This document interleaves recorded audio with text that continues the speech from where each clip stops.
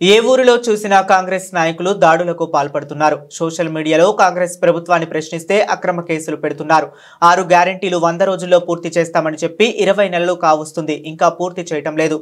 రైతు బంధు కూడా కేవలం స్థానిక సంస్థల ఎన్నికలు వస్తున్నాయనే ఇస్తున్నారు. తుంగతుర్తి మాజీ ఎమ్మెల్యే డాక్టర్ గాదారి కిషోర్ కుమార్.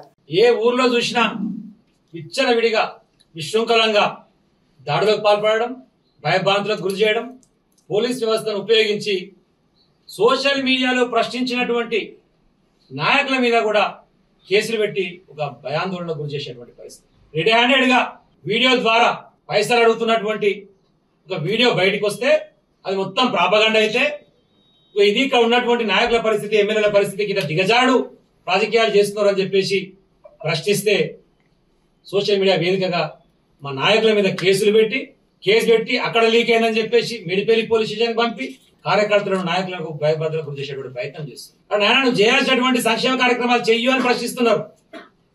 6 గ్యారెంటీలు అమలు చేయమని అడుగుతున్నారు. 100 రోజుల్లో కంప్లీట్ చేస్తా అన్నావు, దాదాపు 20 నెలలు కావస్తున్నది. నీకు చేతన అయితే లేదు. ప్రజలను భయభ్రాంతులకు గురి చేస్తావు. హైడ్రాన్ పెట్టినావు, కూలగొట్టినావు. మూసి అని చెప్పేసి అన్నావు, కూలగొట్టినావు. ఇవ్వాల్సినటువంటి ఎరువులు సకాలంలో ఇయ్యవు. రైతు రుణమాఫీ సకాలంలో చెయ్యవు.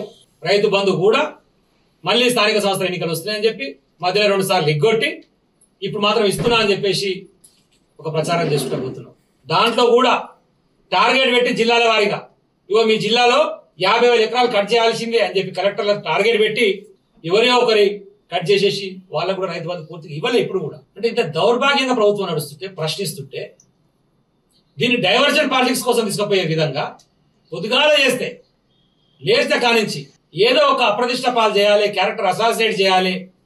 బీఆర్ఎస్ పార్టీ నాయకులు మరీ ముఖ్యంగా కేసీఆర్ గారు, కేటీఆర్ గారి మీద ఒక క్యారెక్టర్ అసాసినేట్ చేయాలని చెప్పి లేనటువంటి దాన్ని ఉన్నట్టుగా క్రియేట్ చేసి కాలేజ్ ఇప్పుడు అందుబాటులో ఉండి ఇప్పుడు నీళ్ళు ఎత్తిచ్చేటువంటి అవకాశం ఉన్నా ప్రతిసారి కూలిపోయింది అని చెప్పేసి ఒక బ్యాడ్ ప్రాపగండ చేసి కేసీఆర్ గారిని విచారణ పిలిపించినటువంటి నేపథ్యంతో ఒక అవమానించేటువంటి ప్రయత్నం చేస్తున్నారు.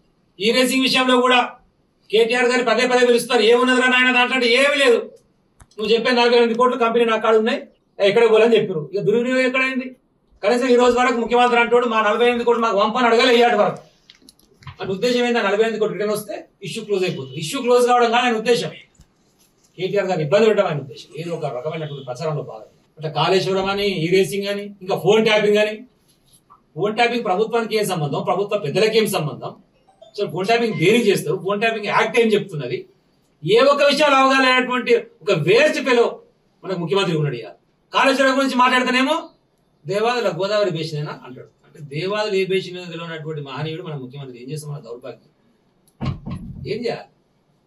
పక్కన ఉత్తంగా గోదావరి బేసినే అని ఆయన